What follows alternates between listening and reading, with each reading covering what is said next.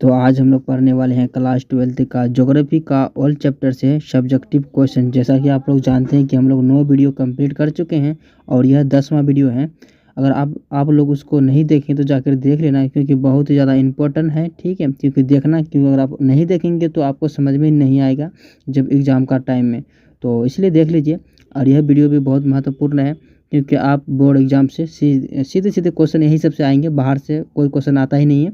जो भी आएंगे आप बना लोगे। ठीक है, तो अगर आप इसका पीडीएफ भी लेना चाहते हैं तो लिंक डिस्क्रिप्शन में मिलेगा, वहाँ से आप पीडीएफ भी ले सकते हैं। तो चलिए बिना देर के वीडियो को स्टार्ट करते हैं।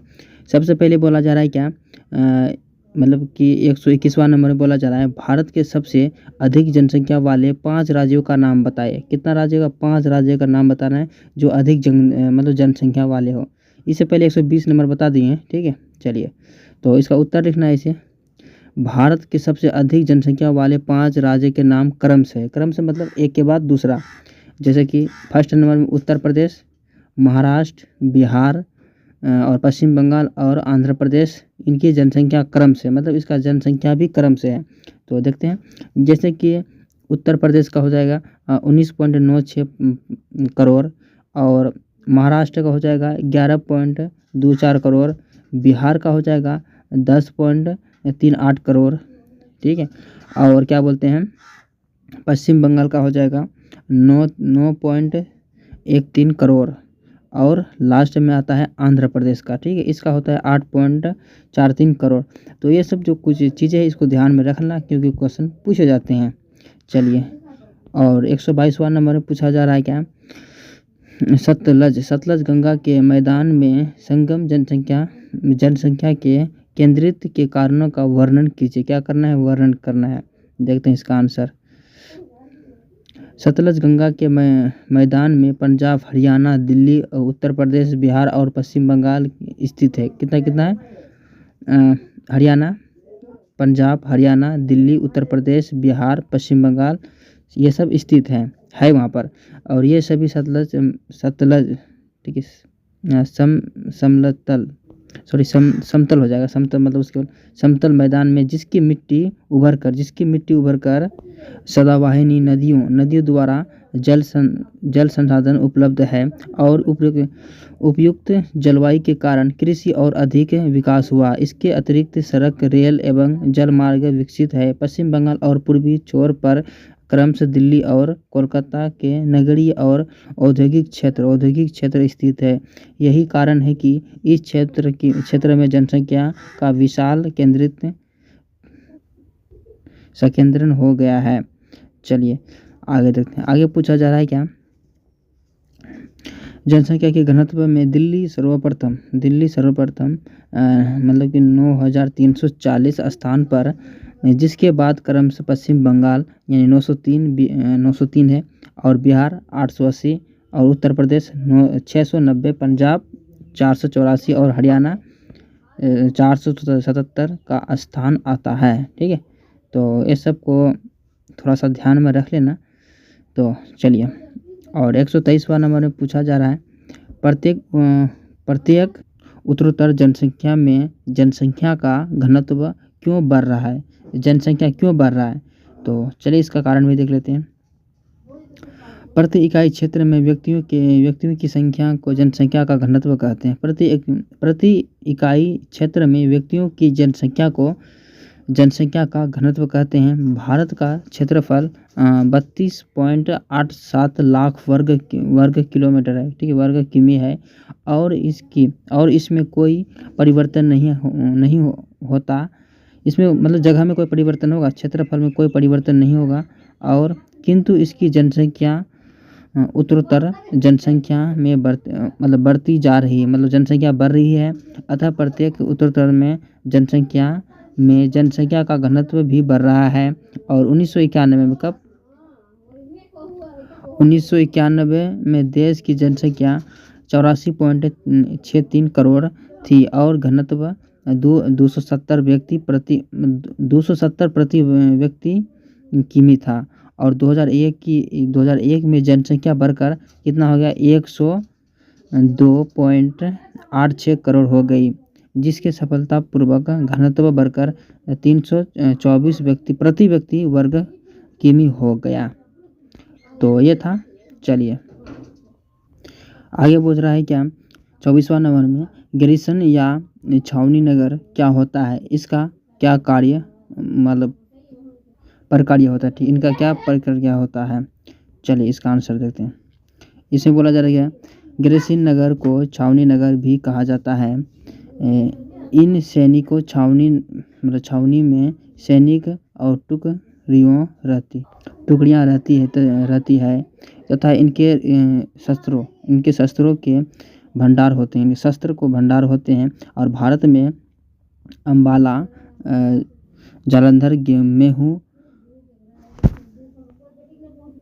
बबीना और उधमपुर इत्यादि इसके उदाहरण है। और देश की सुरक्षा की दृष्टि से इन नगरों का महत्व, इनका कार्य सैनिकों सामानों का रखना तथा सैनिकों को उपयुक्त वातावरण में सैन्य कार्य के लिए युक्त और दुरुस्त बनाए रखना। चलिए मतलब इसमें सैनिक के लिए बहुत ही महत्वपूर्ण है, उसके हाव भाव मतलब उसी का कारोबार रहता है, उसमें ज़्यादा ध्यान दिया जाता है सैनिक के बारे में। चलिए 25वां नंबर पूछा जा रहा है क्या महानगर क्या होते हैं, ये नगरीय संकुलों से किस प्रकार विभिन्न होते हैं। 10 लाख से 50 लाख की जनसंख्या वाले नगरों का महानगर कहा जाता है। ये नगरीय संकुलों से भिन्न होते हैं। नगरीय संकुल में बहुसंख्यक महानगर और मेगानगर सम्मिलित होते हैं। और क्या बोला जा रहा है नगरीय, ठीक है, नगरीय संकुलन में एक नगर के साथ इसका बहिर्वर्त और संस्पर्शी नगर अथवा और संतपरी प्रसार नगर होना अनिवार्य है, जबकि महानगर में ऐसे संलग्न नगर का होना अनिवार्य नहीं होता है। चलिए आगे पूछ रहा है क्या भारत में कौन कौन से क्षेत्र मानव अभाव, ठीक है, आवास के लिए आकर्षित नहीं है। चलिए इसमें देखा जाता है भारत में पर्वतीय, मरुस्थलीय और वनाच्छादित प्रदेश मानव अभाव, ठीक है, क्या दिमाग में आ रहा है, आवास के लिए अनाकर्षक है। और हिमाचल प्रदेश और उत्तराखंड और सिक्किम इत्यादि पर्वतीय क्षेत्र में उभर कर खाबर और धरातल के कारण घरों और सड़कों को बनाने के लिए कठिन होता है तथा अन्य सुविधाओं की कमी के मरुस्थलीय भागों में जल और वनस्पति की कमी था। और शुष्क और गर्म जलवायु मानव निवास के अनुकूल नहीं है। इसी प्रकार और वनाच्छादित प्रदेश और दलदली भूमि तथा और भौतिक बाधाओं के कारण और दुर्गम होते हैं। इसी कारण ये क्षेत्र मानव निवास के लिए अनाकर्षक है। चलिए 27वां नंबर आगे पूछ रहा है 27 नंबर में कि शुष्क कृषि किसे कहा जाता है। शुष्क कृषि किसे कहते हैं। शुष्क कृषि पद्धति उन क्षेत्रों में अपनाई जाती है जहां वार्षिक वर्षा 75 सेमी से कम होती है, मतलब 75 जो ज़मीन से मिट्टी से 75 सेमी से वर्षा कम होती है। वर्षा के अभाव में यहाँ ऐसी फसल उपजाई जा सकती है जो और शुष्कता का सहन सके, और जैसे रागी, बाजरा, मूंग, चना, ज्वार इत्यादि। इन क्षेत्रों में आर्द्रता संरक्षण तथा वर्षा जल के प्रयोग के अनेक विधियों की अपनाई जाती है। चलिए और 28वां नंबर पूछा जा रहा है कि पंजाब, हरियाणा और तमिलनाडु राज्यों में सबसे अधिक भौम जल विकास के लिए कौन से कारक उत्तरदायी है, मतलब उसके लिए ज़रूरी है। देखिए पंजाब, हरियाणा और तमिलनाडु राज्यों में भौम जल का उपयोग बहुत ही अधिक है। इसका कारण यह है कि ये राज्य कृषि से दृष्टिकोण से विकसित है और कृषि के विकास के केवल विकसित सिंचाई तंत्र से ही संभव होता है। इन राज्यों में निवल बोए जाते हैं। क्षेत्र में 85 भाग और सिंचित है। यो तो इन राज्यों में नहरों के द्वारा सिंचित क्षेत्र भी महत्वपूर्ण है, किंतु पंजाब और निवल संचित क्षेत्र का 76.1%, हरियाणा में और 51.3% और तमिलनाडु में 54%, 7% कुओं और नलकूप द्वारा संचित कि ये दोनों स्थान भौम जल का ही उपयोग करते हैं। यही कारण है कि इन राज्यों में सबसे अधिक भौम जल का विकास होता है। तो अगर आप लोग को समझ में नहीं आ रहा है ना तो कमेंट करेंगे, मैं समझाऊंगा फिर, क्योंकि समझाने में ज़्यादा वक्त लगता है और अगर आप लोग को वक्त चाहिए नहीं ज़्यादा, इसलिए मैं सिर्फ बता रहा हूँ आपको। 29वां नंबर में पूछा, देश में कुल उपयोग के लिए जल में कृषि क्षेत्र का हिस्सा कम होने की संभावना क्यों है? तो देखते हैं इसका आंसर। इसमें बोला जा रहा है कि वर्तमान समय में कुल जल का उपयोग में कृषि और सेक्टर का हिस्सा दूसरे सेक्टरों से काफ़ी अधिक है। कृषि सेक्टर में धरातलीय क्षेत्र 89% और भौम जल 92% उपयोग किया जाता है। इसके विपरीत औद्योगिक क्षेत्र में धरातल जल का 2% और भौम जल 5% एवं घरेलू क्षेत्र में धरातलीय जल का 9% और भौम जल का 3% भाग ही उपयोग में लाया जाता है। फिर भी और भविष्य में जनसंख्या की वृद्धि और औद्योगिक विकास के साथ साथ देश में औद्योगिक और घरेलू सेक्टर में जल का उपयोग बढ़ने की संभावना है। इसके फलस्वरूप कृषि क्षेत्र का हिस्सा कम होगा। क्या होगा? कम होगा। चलिए 30वां नंबर में देखते हैं। इसमें बोला जा रहा है, भारत में घटते जल का संसाधन के लिए उत्तरदायी के 2 प्रकार का उल्लेख कीजिए। देखते हैं पहला नंबर, भारत में तीव्र गति से बढ़ती जनसंख्या के लिए सभी क्षेत्रों में पानी की मांग बढ़ रही है। जल की मांग पेयजल और उद्योग के अतिरिक्त सिंचाई में और अपेक्षाकृत अधिक बढ़ रही है। वर्तमान समय में और धरातल की जल का यानी 89 और भूमिगत जल का 92% जल का उपयोग सिंचाई और कृषि में हो रहा है। यही कारण है कि देश की जल संसाधनों में तेजी से कमी आ रही है। देश में औसत वार्षिक प्रति व्यक्ति जल की उपलब्धता 1951 में कितना, ये 5177 घनी मीटर थी, जो घटकर 2001 में 1829 घनी मीटर हो गई थी और यह स्थिति रही तो 2025 में यह 1342 घनी मीटर हो जाएगी और 1000 घनी लीटर औसत वार्षिक प्रति व्यक्ति जल का उपलब्धता पर संकट पैदा हो जाता है। तो ये रहा 30वां नंबर। अब देखते हैं 31 नंबर में, जल संसाधन का संरक्षण जरूरी है। क्यों? तीव्र गति से जनसंख्या में वृद्धि, उसकी मांग तथा जल का असमान वितरण के कारण जल की प्रति व्यक्ति उपलब्धता दिनों दिन कम होती रही है। और इतना ही नहीं, सीमित उपलब्धता जल की संसाधन के औद्योगिक के कृषि और घरेलू का निस्सरणों में प्रदूषण होता जा रहा है और जल की गुणवत्ता में ह्रास हो रही है। ह्रास मतलब कम हो रही है और यह कारण है कि जल की संसाधनों की उपलब्धता और सीमित होती जा रही है।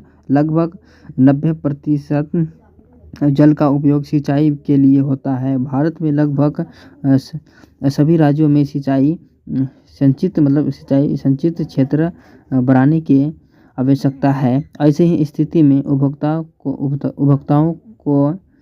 के लिए संतुलन तथा पर्याप्त जल का आपूर्ति के लिए जल की संरक्षण जरूरी है।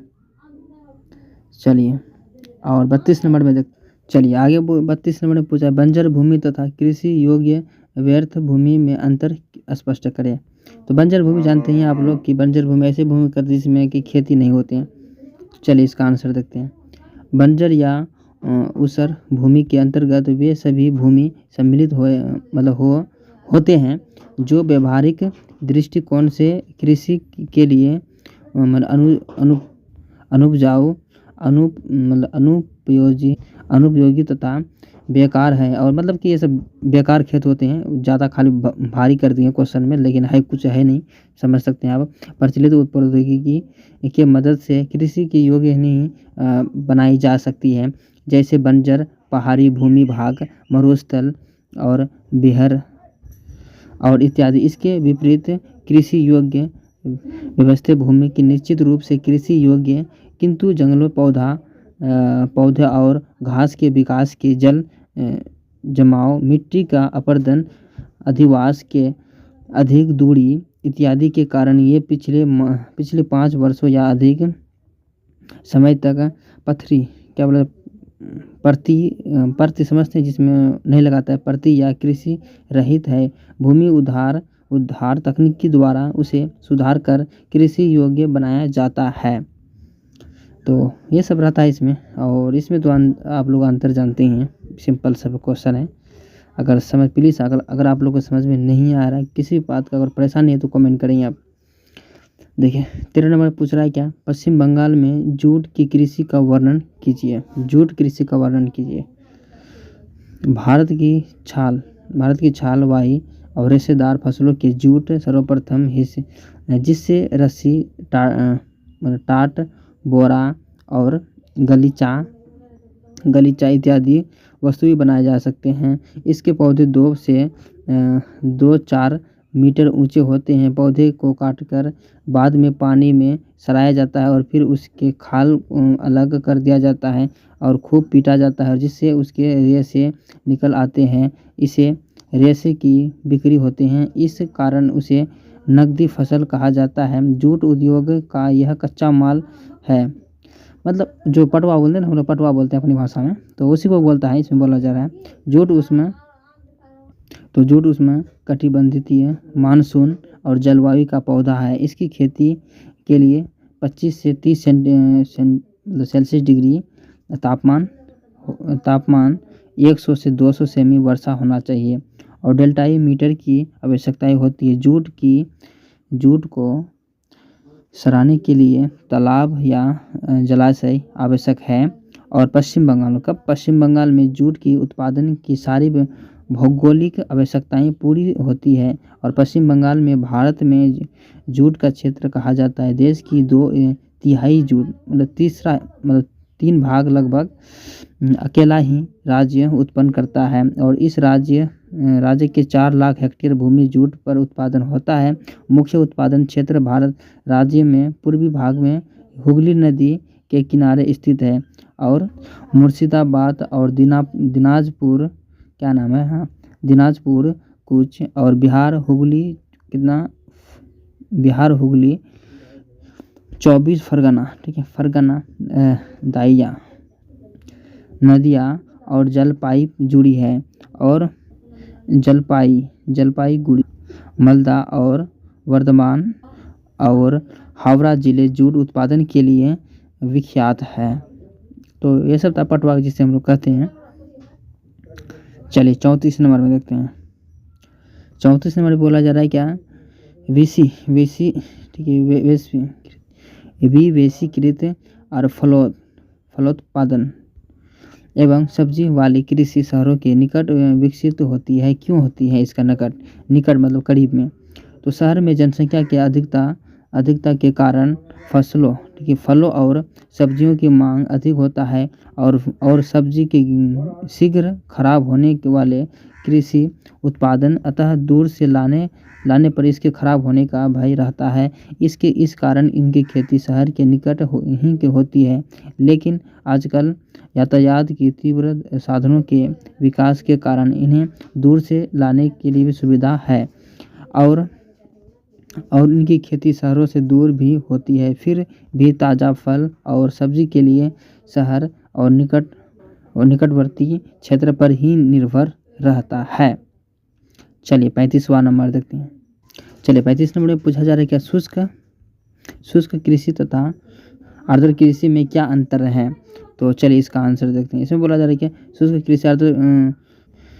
शुष्क कृषि पद्धति उन क्षेत्रों में